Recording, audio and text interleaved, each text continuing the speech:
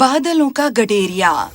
एक समय की बात है, जाइल्स और फियोना नामक एक प्यारा सा नौजवान जोड़ा रहता था, जो रहते थे एक दूर तक फैले हरे हरे घास के मैदान पर, जिसका अंत होता था एक ऊंचे पर्वत की दीवार पर जाकर, जो ऐसा लगता था जैसे दमकते सूर्य को छू रहा है। इस पर्वतीय दीवार में था प्रवेश एक अंधेरी और धुंध भरी घाटी का, जो कहलाती थी कड़कड़ाहट की घाटी। उसके साथ एक पुरानी कथा जुड़ी थी कि एक दिन उस अंधेरी धुंध से एक राजा निकल कर आएगा। जाइल्स और फियोना अपनी आरामदेह जिंदगी में बहुत खुश थे। वो अपनी खेती उगाते, अपने जानवरों की देखभाल करते और अपना घर चलाते। पर चाहे कुछ भी हो जाए, वो हमेशा इकट्ठे रहते।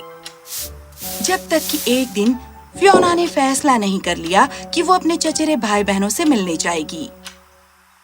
मुझे ये कपड़े पहुंचाने ही होंगे जो मैंने मार्बल के लिए बनाए हैं, पर मेरे लौटने में एक सप्ताह लग जाएगा। ठीक है। तो फियोना निकल पड़ी अपने पति को अलविदा कहकर। जाइल्स ने अपने दिन बिताए अपने नियमित कार्य करते हुए, पर वो जल्दी ही अपनी पत्नी को याद करने लगा। जब सप्ताह का अंत होने वाला था, तब आज फियोना घर वापस आ रही है। मुझसे इंतजार नहीं होता, वो जल्दी ही घर आ जाएगी। पर जब सूर्यास्त भी हो गया, फियोना का कोई नामो निशान नहीं था।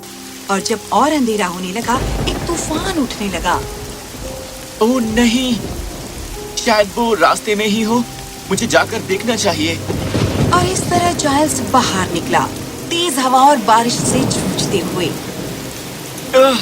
अरे ओह, ये तो बहुत तेज है। ओह।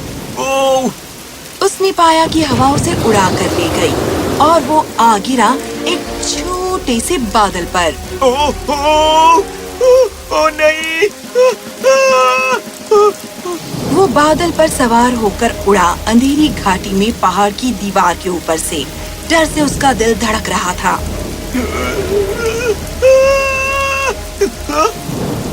नहीं। कितना सुहाना मौसम है। क्या तुम सहमत नहीं हो?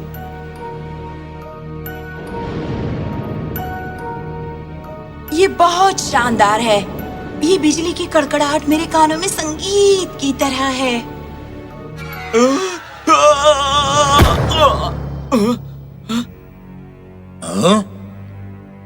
ये कौन सी जगह है और आप लोग कौन हैं? मैं बादलों का गडेरिया हूँ और यहाँ ही मैं मौसम बनाता हूँ और इसे नियंत्रित करता हूँ। तुम कौन हो? मैं जाइल्स हूँ। मैं बस अपनी पत्नी को ढूंढ रहा हूँ। आयो, क्योंकि तुम सब कुछ देख सकते हो, मुझे बताओ कि क्या वो सच कह रहा है? हाँ गडेरिये, मैंने उसे भटकते हुए देखा था, पर वो तुम्हारे तूफान में गुम हो रहा और यहाँ खींचा चला आया। उसकी पत्नी भी वापस आ गई है। ईयरो, क्योंकि इस धरती पर तुम सब कुछ सुन सकते हो, मुझे बताओ कि क्या वो सच बोल रहा है? ओह, वो सच बोल रहा है गडेरियो। कुछ दिनों पहले उसकी पत्नी को ये कहते सुना था कि वो एक सप्ताह में वापस आएगी। मैंने उसे गुनगुनाते भी सुना था जब वो वापस आई। अच्छा। हाँ, तो अब क्या तुम मुझे जाने दोगे? नहीं, तुमने इतना कुछ देख लिया है। तुम यहाँ रहोगे और आज के बाद तुम मेरे लिए काम करोगे। क्या? नहीं, कृपया मुझे मेरी पत्नी के पास वापस जाने दो। जाइल्स ने उस गडेरिये से बहुत विनती की, पर वो बूढ़ा गडेरिया नहीं सुन रहा था। कल तुम अपने काम में लग जाओगे। आयो और यरो तुम्हारी देखभाल करेंगी। नहीं। तो अगली सुबह आयो और ईयरो उदास जाइल्स को पहाड़ की एक चोटी पर ले गए, जो अंदर धंसा हुआ था और बादलों में पड़ा एक बहुत बड़ा प्याला लग रहा था। हाँ? वाव, ये क्या है? ये जगह कहलाती है मौसम का प्याला। यहाँ ही हमारा राजा बादलों के लिए सही मौसम की रचना करता है। देखो।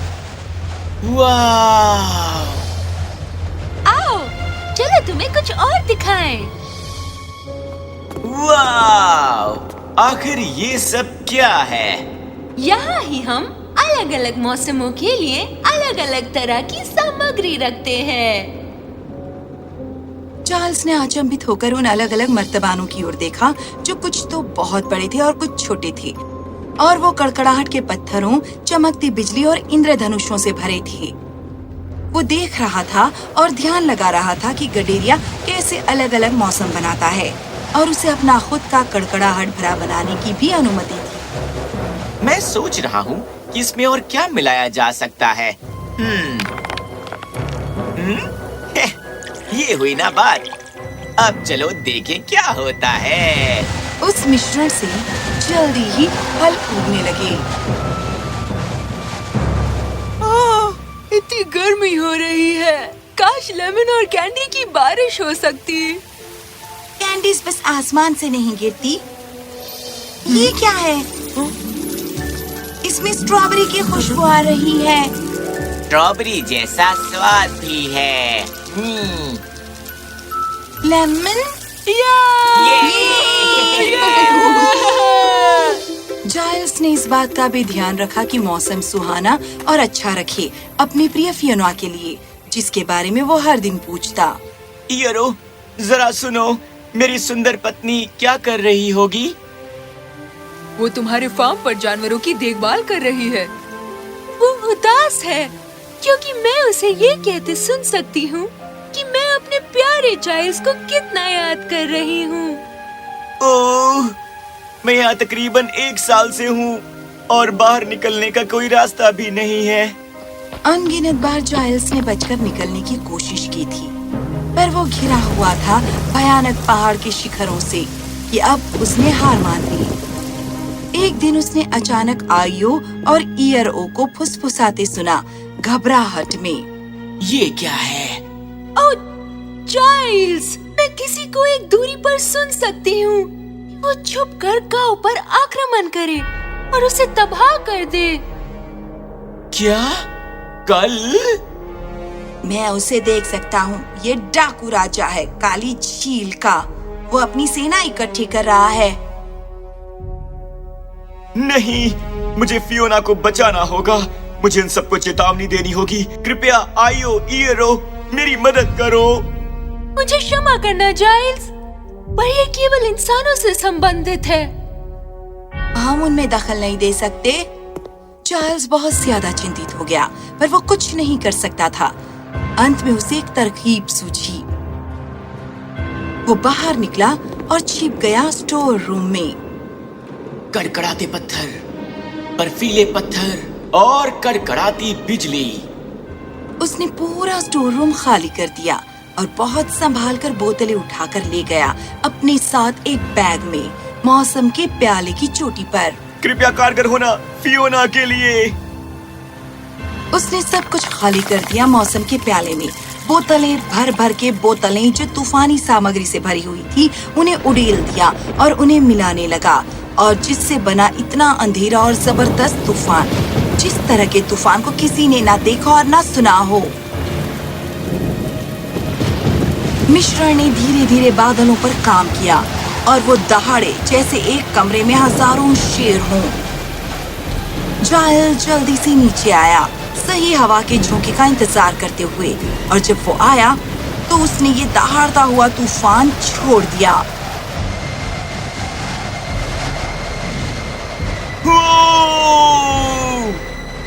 बादल भयानक रीति से ऊपर उठे और मैदान की तरफ लपके नीचे धरती पर अपना गुस्सा उतारते हुए। हे भगवान! कितना भयंकर तूफान! खुशकिस्मती से हम अंदर हैं। पर जो बाहर थे उनके लिए यह खुशनसीबी नहीं थी। ये क्या है? हाँ? बचाओ! पीछे मुड़ो, ये देश श्रापित है। क्या? मेरे कानों ने पहले कभी ऐसा धमाका नहीं सुना। तूफान धमाके से टकराया और उसने विश्वास पहाड़ों को भी हिला दिया और गडरिये को जगाया। ओह, आखिर ये क्या हो रहा है? वो जल्दी से मौसम के प्याले की तरफ बढ़ा, पर वो जगह इतनी अंधेरी थी कि वो देख न सका कि वो कहाँ जा रहा है। मौसम के दूसरे सहायक तो डर से सहम गए थे और इस अफरा तफरी में इधर उधर भागे। चार्ल्स जो सब कुछ देख रहा था, उसने हिचकिचाते हुए ये फैसला किया कि वो एक फिर से भाग निकलने की कोशिश करेगा, एक भटकते हुए बादल पर कूदकर। ओह नहीं, मेरी बात सुनो, रुको। पर बादल पर नियंत्रण नहीं किया जा सका और उसने चार्ल्स को धरती की ओर उछाल दिया। नहीं। ये कहते ही चार्ल्स अपने घर की तरफ मुड़ा। डाकू पीछे हट गए थे और तूफान थोड़ा थोड़ा थमने लगा था। लोगों ने अपनी खिड़कियों से बाहर देखा और उन्होंने देखा कि चार्ल्स कड़कड़ाहट की घाटी से बाहर आ रहा है, अंधेरी धुंध से निकलकर। वो पुरानी कथा, वो सच हो गई। ये राजा है। चार्ल्स, ओह चार्ल्स!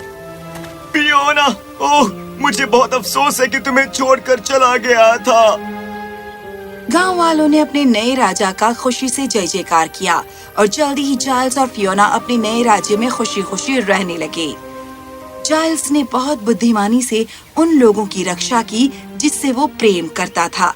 ये बताता है कि दूसरों के लिए प्रेम हमेशा आपको रास्ता दिखाएगा, यदि आप मेहनत करें और अपना पूरा मन इसमें लगाएं। आप पूछ सकते हैं कि बादल के गडेरी का क्या हुआ? खैर, वो गुस्से से आग बबूला हो गया जब उसे ये पता लगा कि चार्ल्स ने ये सारी उथल पुथल पैदा की थी। मैं इसके लिए तुम्हें नहीं छोड़ूंगा।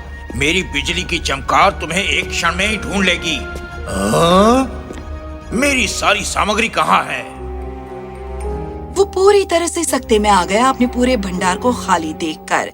वो बहुत गुस्से में था क्योंकि उसे पता था कि उसे सब्र से इंतजार करना होगा दोबारा फिर से सारी सामग्री इकट्ठा करने के लिए। एक बार मैं सब कुछ इकट्ठा कर लूं तो फिर मैं उसे छोड़ूंगा नहीं। पर हालांकि उसने ये कहा था, पर जब तक उसने अपना भंडार भरा, गडेरिया इतना व्यस्त हो गया मौसम को तैयार करने में पतझड़ के मौसम के लिए कि वो चार्ल्स के बारे में तकरीबन भूल ही गया। मेरे ख्याल से चार्ल्स ने ये दिखाया कि चतुराई और कुशाग्र बुद्धि से इंसान तूफान से भी बच सकता है।